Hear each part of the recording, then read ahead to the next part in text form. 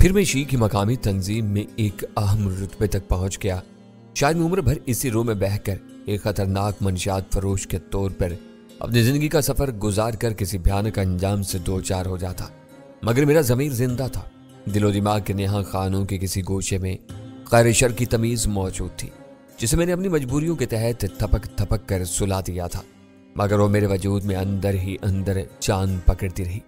جب اوپر والوں نے میری جگری دوستوں اور شی کے بااثر کارندوں کو نگلنا شروع کیا تو میرے وجود پر شر کی گرفت کمزور ہونے لگی۔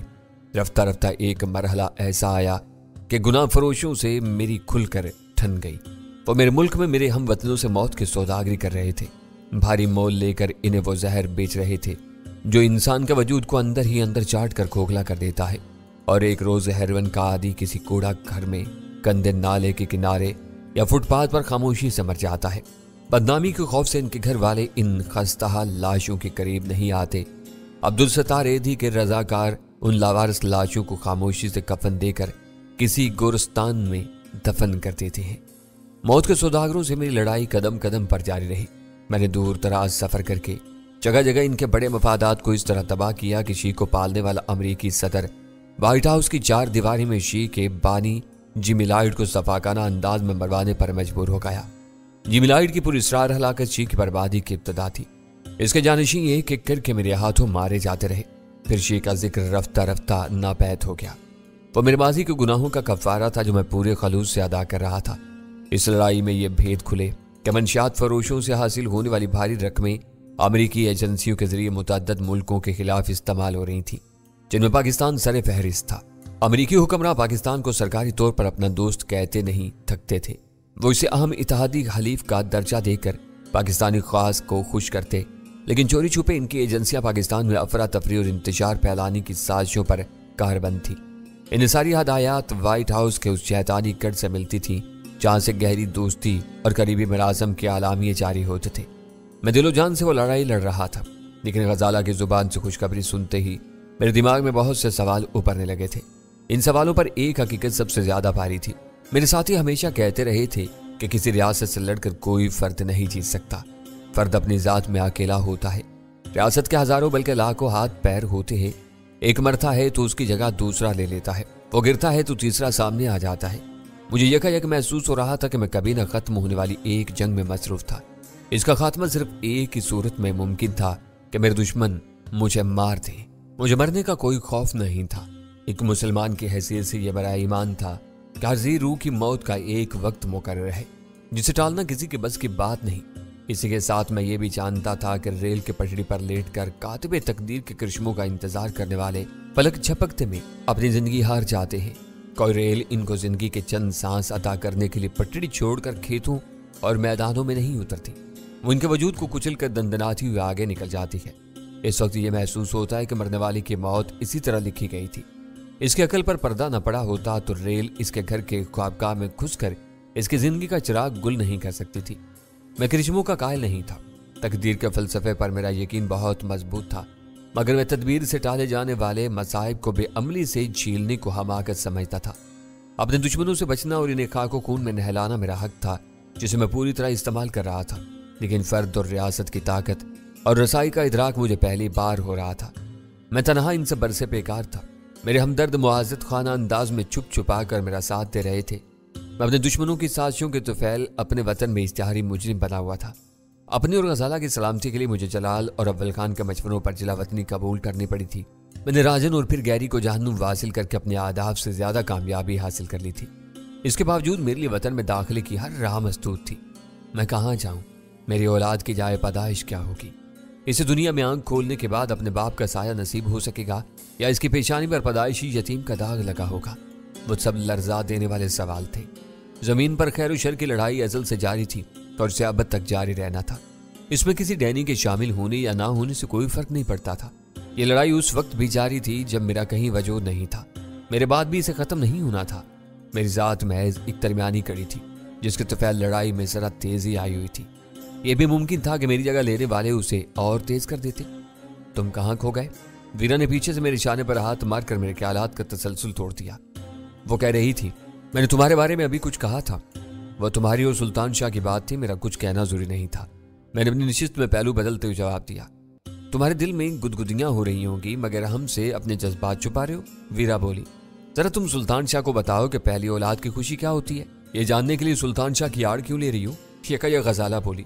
सुनना है तो मुझसे बराह रास्त सुनो कि किसी भी औरत के लिए पहली बार माँ बनने का तजर्बा बहुत अनोखा, पुरगुदाज और बावकार होता है।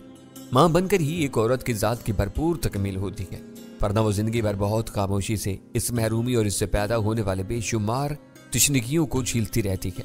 मेरी ख्वाहिश बल्कि दिली दुआ है कि तुम भी मुस्तकबिल करीब में इस बाइज्जत तजर्बे से गुजर सको। गजाला ने मौका पाते ही वीरा पर बहुत जबरदस्त वार किया था। इसके फिक्रे इस कदर नपे तुले और भरपूर थे कि वीरा से फौरी तौर पर कोई जवाब नहीं बन पड़ा और चंद लम्हों के लिए गाड़ी में खामोशी छा गई। मुझे गजाला से ऐसी बेबाकी की तवक्का नहीं थी। मैं खुद भी लम्हा भर के लिए सन्नाटे में आ गया। सबसे पहले मैंने संभाला लिया और गजाला की बात का सहारा लेकर वीरा से कहा, ये छुपाने वाली बातें नहीं होती हैं। दुनिया भर में हर लम्हे कई बच्चे जन्म लेते हैं, लेकिन पहली बार किसी नए इंसानी वजूद की परवरिश का तजर्बा वाकई अनोखा होता होगा। मैं खुद भी इस खबर से बहुत खुश हूँ। औलाद मर्द और औरत के रिश्ते को मजबूत करने के साथ इनकी जिंदगियों में बेशुमार छोटी छोटी मुसर्रतें लाती है। शादी इन खुशियों का पहला संगमील होती। मुझे क्या सुना रहे हो? वीरा ने अचानक मेरी बात काट दी। मालूम होता कि अपनी खुशी में खोकर तुम बहुत कुछ भूल गए हो। वीरा के लहजे में कोई तलखी नहीं थी। मुझे याद आ गया कि इस बारे में उससे बात करनी बेसूद थी। वो पहले ही मुझे अपना सरपरस्त कबूल करके फैसले का इख्तियार मुझे दे चुकी थी। मैंने पिछला दिन बहुत मसरूफियत में गुजारा था। दिन भर की भाग दौड़ और जहनी थकान के बाद शाम को हम डान की पार्टी में चले गए, जहाँ उसने राजन की घर को होने वाली वाइट आग की टक्कर पर अपने मेहमानों के लिए तरबो निशात का बंदोबस्त किया हुआ था। 5 से रात गए हमारे सफर का आगाज हुआ, जो इस वक्त भी जारी था। कमोबेश 24 घंटों की इस थकन में सिर्फ एक ख्याल ने हम चारों को पूरी तरह फाल और मुतहरक रखा हुआ था कि हमें जल्द अज जल्द डान की दस्तरस से इतनी दूर निकल जाना चाहिए कि अपनी सरतोड़ कोशिशों के बावजूद हमारे फरार की राह में कोई रखना अंदाजे न कर सके। इस जद्दोजहद में मेरा जिस्म पूरी तरह चाको चौबंद था, लेकिन जहन पर शायद कुछ थकन तारी हो चली थी, जिसके नतीजे में सब कुछ आपस में गडमड होकर रह गया था। तुम सुन रहे हो कि वीरा क्या कह रही है? इस बार मेरा तखातुब सुल्तान शाह से था, जो पजीरों की पिछली सीट पर वीरा के साथ बैठा हुआ था। सब सुन रहा हूँ, सुल्तान शाह ने रुखाई से जवाब दिया। ये तुम्हारी और उसकी बातें हैं, मुझे इनसे क्या लेना? यह एक असूली गुफ्तगू है, गजाला ने उसे टोका। उसमें तुमको भी दिलचस्पी लेनी चाहिए, क्योंकि शादी अनगिनत खुशियों का पहला संगमील होती है और इससे नस्ल इंसानी को फरोग मिलता है। मैं हैरान हूं कि रात भर के थका देने वाले सफर के बावजूद तुम लोगों को ऐसी बातें सूझ रही हैं। इस बार भी सुल्तान शाह का अंदाज लाताल्लुक आना था। थकन और कोफ्त के आलम में ऐसी बातें दिल को खुश करती हैं, इनसे जीने और जिंदा रहने की उमंग पैदा होती है। मैंने गाड़ी की रफ्तार कम करते हुए कहा, मेरा दिल चाह रहा है कि हम जल्द से जल्द सीसू फून पहुंच जाएं और मुझे एक आरामदेह बिस्तर मिल जाए ताकि मैं चंद कंढों की नींद लेकर अपनी थकन उतार सकूं। सुल्तान शाह ने किसी भी तरह गिरफ्त में न आने का फैसला किया हुआ था। तुम्हारी नींद अधूरी होगी, गजाला ने बात से बात निकाल ली। थके हारे मर्द के लिए खिदमत गुजार बीवी एक नेमत से कम नहीं होती। वो संगलास जमीन को भी फूलों की सेज में बदल देने की सलाहियत रखती है। मेरी समझ में नहीं आ रहा कि तुम दोनों क्या चाह रहे हो, वो उलझे हुए और हरासान लहजे में बोला। अभी डैनी ने वीरा को शादी की अफादियत समझाने की कोशिश की थी, अब तुम मेरे पीछे पड़ गई हो। ये तुम्हारी कोई साजिश मालूम होती है। गजाला बेसाख्ता हंस दी और बोली, रात से हम तुम्हारे हम सफर हैं, साजिश कैसे करते? ये वक्त बहुत मुनासिब है। हमारी शादी मुकाम में एक चीनी मौलवी के जरिए हुई थी। तुम चाहोगे तो हम सेसू फून में किसी कंबोडियन काजी का बंदोबस्त कर लेंगे। तुम लोग बिला वजह बात बढ़ा रहे हो, मुझे ऐसा मजाक पसंद नहीं है। यह मजाक नहीं, हकीकत है। मैंने एक एक लफ्ज पर जोर देकर कहा। तुम्हारी मंतक के मुताबिक एक काफिरा से निकाह नहीं किया जा सकता। वीरा पहले भी काफिर नहीं थी, अहले किताब थी, अब वो मुसलमान हो चुकी है। मैं देख रहा हूँ कि इसकी सिगरेट नोशी में भी कमी आ चुकी है। इस किस्से को अब तय हो जाना चाहिए। तुम दोनों ने लड़ झगड़ कर अपना बहुत वक्त बर्बाद कर लिया है। शायद तुमने गाड़ी की रफ्तार इसीलिए कम की है कि तुम्हें इस बारे में बात करने के लिए कुछ वक्त मिल सके। सुल्तान शाह ने लम्हा भर की खामोशी के बाद अपनी जुबान खोली। ये सुन लो कि इतने अहम फैसले यूं राह चलते नहीं किए जा सकते, इनके लिए वक्त दरकार होता है। तुम हमेशा यही बहाना लेकर बैठ जाते हो, आखिर तुम्हें कितना वक्त दरकार है? गजाला ने चुपते हुए लहजे में पूछा। क्या तुम्हें अपने गांव से किसी बड़े के खत का इंतजार है?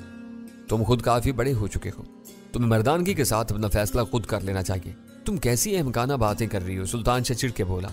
हमारा कोई घर वर है न ठिकाना, पल पल में हम जगह बदलते रहते हैं। क्या ऐसे हालात में किसी से खत व किताबत का तस्वुर किया जा सकता है? मेरा भी यही मतलब था। जब कहीं से मशवरे की उम्मीद बल्कि जरूरत नहीं तो अपना फैसला खुद क्यों नहीं कर लेते? गजाला उसे घेरने पर तुली हुई थी। तुम लोगों की इजाजत हो तो मैं जरा हंस लूं? वीरा इजाजत तलब अंदाज में संजीदगी से बोली। अचानक इंजन के हमवार शोर में सुल्तान शाह की एक दबी दबी सी बेसाख्ता सिसकी उभरी। मशीनी अंदाज में मेरी निगाहें अकब नुमा आईने पर गईं तो बुरा सा मुंह बनाता हुआ उछल कर वीरा से दूर होता जा रहा था। मैं दिल में हंस दिया। इन दोनों के दरमियान हल्के फुल्के तशद्दुद अमेज रोमांस का आगाज हौसला अफजा था। मेरा अंदाजा था कि वीरा ने उसे चुटकी ली थी। सुल्तान शाह की वो आवाज गजाला के कानों तक भी पहुंची। उसने शौक और दुजीदा नजरों से मेरी तरफ देखा। सुल्तान शाह ने वीरा की कोई शिकायत की, न हम दोनों ने उसकी बेसाख्ता आवाज के बारे में कोई सवाल किया। तुम्हें हंसने की क्या जरूरत पेश आ गई? मैंने वीरा से पूछा। तुम पत्थर को जोंक लगाने की कोशिश कर रहे हो? वीरा ने जवाब दिया। मैंने अकेलेपन में इतनी जिंदगी गुजारी है, बकिया भी गुजार लूंगी। रहा सुल्तान शाह का मसला तो इसे भी भूल जाओ।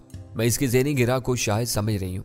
कड़ी पाबंदियों में बचपन गुजारने वाले बहुत से मर्द दुनिया की हर औरत को सिर्फ माँ के रूप में देखना चाहते हैं। खलवत में औरत का सामना करने से डरते हैं। यह बकवास है। सुल्तान शाह गौसीली आवाज में कुराया। अपनी मंतक अपने पास रखो, मैं किसी से नहीं डरता। ओह, तुम क्यों भड़क रहे हो? वीरा ने इस्तज़ाई अंदाज में उसे पुचकारा।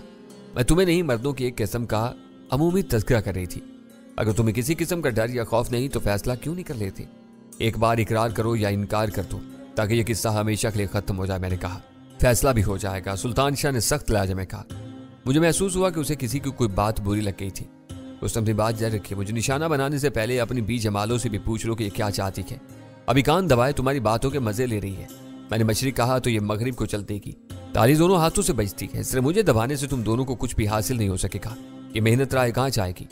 इस पर मुझे पूरा भरोसा है कि वो मेरे हुक्म को नजरअंदाज नहीं करेगी। मैंने पूरे एतमाद से कहा। मैंने कुछ कहा तो बेचूचरा इसे मान लेगी। मैंने अपनी कश्तियां जलाकर तुम लोगों का साथ दिया है। वीरा बोली। मैं अपने वतन गई तो मेरी बकिया उम्र किसी जेल में गुजरेगी। मेरे हमवतन मेरी आज़ादी बल्कि जान के दुश्मन हो चुके हैं। मेरे पास तुम्हारी बात मानने के सिवा कोई चारा नहीं है। अब बोलो। गजाला ने कदर नर्म लहजे में सुल्तान शाह को ललकारा। तुम कह रहे थे कि कंबोडिया में जलाल हमसे मिलने के लिए आएगा। सुल्तान शाह ने रास्ते में होने वाली गुफ्तगू के हवाले से यकायक एक अजीब सवाल दाग दिया। मैंने सिर्फ इम्कान जाहिर किया था। मैंने वजाहत की। मैंने उसे आने से मना किया था। यह भी हो सकता है कि उसका कोई आदमी हमारे नए पासपोर्ट ले आए। काश वो खुद आ जाए।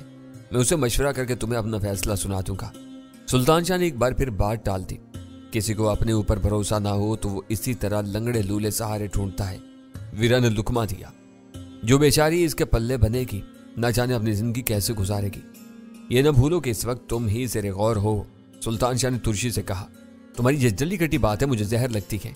जलने वाले को जलाना मेरा महबूब तरीन मशगला है। मेरी यही बात कहीं लिख लो कि तुम जिंदगी भर गौर करते करते सुल्तान शाह गौरी बन जाओगे। अपना फैसला नहीं कर सकोगे। जलाल आ गया तो तुम कोई नया उज़र तलाश कर लोगे। मुझे मजबूर ना करो कि मैं इसी वक्त इनकार कर दूं। सुल्तान शाह ने उसे डराया। वो भी एक फैसला होगा जो तुम्हारे बस से बाहर है। बात खुल जाने के बाद वीरा तुर्की ब तुर्की जवाब देने पर तुल गई थी। तुम जो चाहो बकती रहो, मैंने तुम्हारी तरफ से अपने कान बंद कर लिए हैं।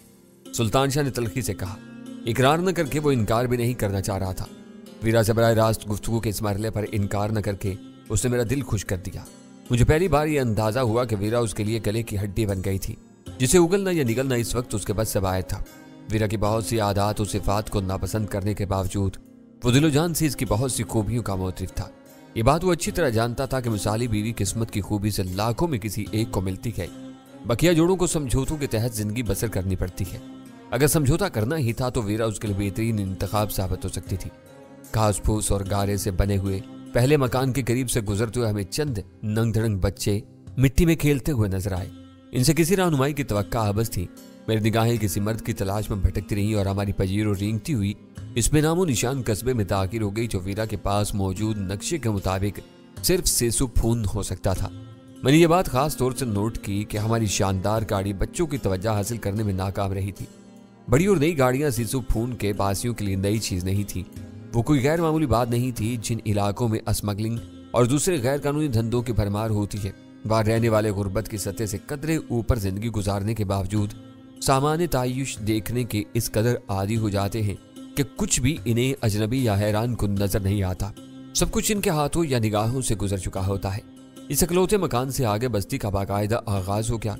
पुख्ता लेकिन खस्ता हाल सड़क के दोनों इतराफ से मकानात वगैरह बने हुए थे जहाँ जिंदगी की सरगर्मियां जारी थी। सड़क से इन कच्ची तामीरात का फासला इतना था कि सड़क छोड़े बगैर किसी मकान या दुकान तक रसाई नहीं हो सकती थी। बस्ती के सारे मकान पत्थरों या गारे के बने हुए थे। छतें घास फूस और चटाइयों से डाली गई थी। कहीं कहीं टीन की नालीदार चादरों की छतें भी नजर आ रही थी। चलते ही जा रहे हो? वीरा ने मुझे टोका। कहीं रुक कर मालूमात हासिल करने की कोशिश करो, यहाँ कोई अज खुद तुम्हारी रहनुमाई के लिए नहीं आएगा। सब जाहिल मकामी दहकान नजर आ रहे हैं। मैंने कहा, कोई ढंग का आदमी नजर आए जो अंग्रेजी के 2-4 अल्फाज समझ सके तो मैं गाड़ी रोकूं। अंग्रेजी से वाकफियत का अंदाजा चेहरे पढ़कर नहीं लगाया जा सकता। वो बोली, तुम सड़क से उतार कर गाड़ी रोकोगे तो भीड़ जमा होना शुरू हो जाएगी, इन्हीं में कोई अंग्रेजी दाम भी निकल आएगा। वो कोई ढंग की दुकान नजर आ रही है, हमें वहां रुकना चाहिए। गजाला ने आगे दाहिनी तरफ इशारा करते हुए कहा। इसकी जुबान से दुकान का जिक्र सुनते ही मुझे याद आया कि होटल छोड़ने से पहले वो बैंकॉक में खरीदारी करने के लिए बेचैन थी। इस वक्त मुझे उसकी हालत का अंदाजा नहीं था। मैंने उसकी बेचैनी को एक औरत का शौक समझकर नजरअंदाज कर दिया। इस वक्त समझ में आया कि वो अपने होने वाले बच्चे के लिए कुछ अहम खरीदारी करना चाहती थी। इसकी निशानदेही पर मैंने दाहिनी जानिब देखा तो एक बड़ी सी दीवार पर रंगारंग तस्वीरों के साथ नामानूस रस्मुल खत में बहुत कुछ लिखा हुआ नजर आ रहा था। हम आगे बढ़े तो इस 60-70 फुट लंबी दुकान का बड़ा सा दरवाजा भी नजर आ गया। घरों की तरह इसके दरो दीवार भी मिट्टी, गारे और फूस वगैरह से बने हुए थे, लेकिन हर रुख से वहां एक करीना नजर आ रहा था। दरवाजे से लोगों की आमदोरफ्त जारी थी। अंदर से आने वालों के हाथों में कुछ न कुछ मौजूद था। इस दूर उफ्तादा कंबोडियन कस्बे में शौकिया खरीदारी की कोई गुंजाइश नहीं थी। मकामी बाशिंदे किसी न किसी जरूरत के तहत दुकान का रुख करते होंगे।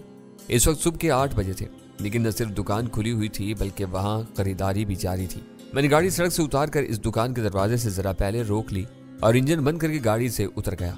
बाहर के रंग और रोगन के मुकाबले में अंदर का समा मायूस कुन था।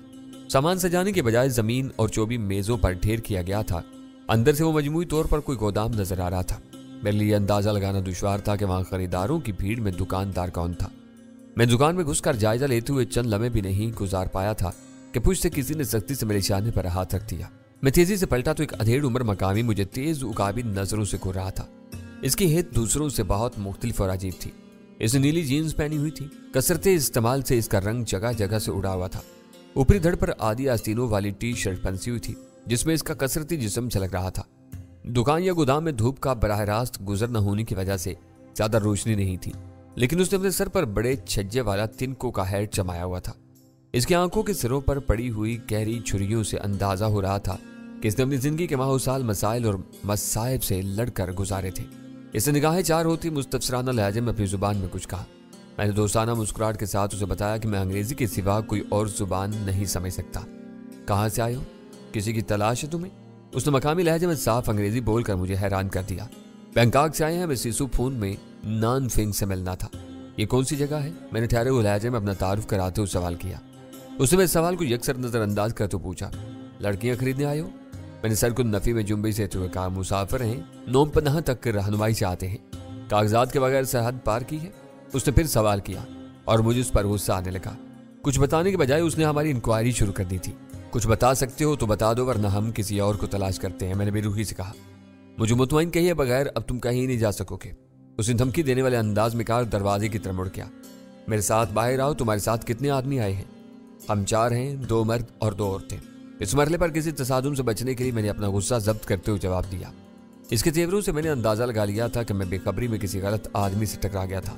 ओह, शानदार गाड़ी में आए हो, ये तुम्हारी अपनी है? दरवाजे से हमारी गाड़ी पर निगाह पड़ते ही उसने बेसाख्ता कहा। दोस्त, मैंने खून का घूंट पीकर जवाब दिया, फिलहाल ये हमारी अपनी है। हम लंबे सफर से आए हैं और थके मांदे हैं। हमारा वक्त बर्बाद ना करो।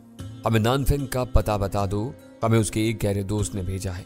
तुमने हमें तंग किया तो हम उससे तुम्हारी शिकायत करने पर मजबूर हो जाएंगे। तुम्हें किसने भेजा है? उसने चौंक कर पूछा।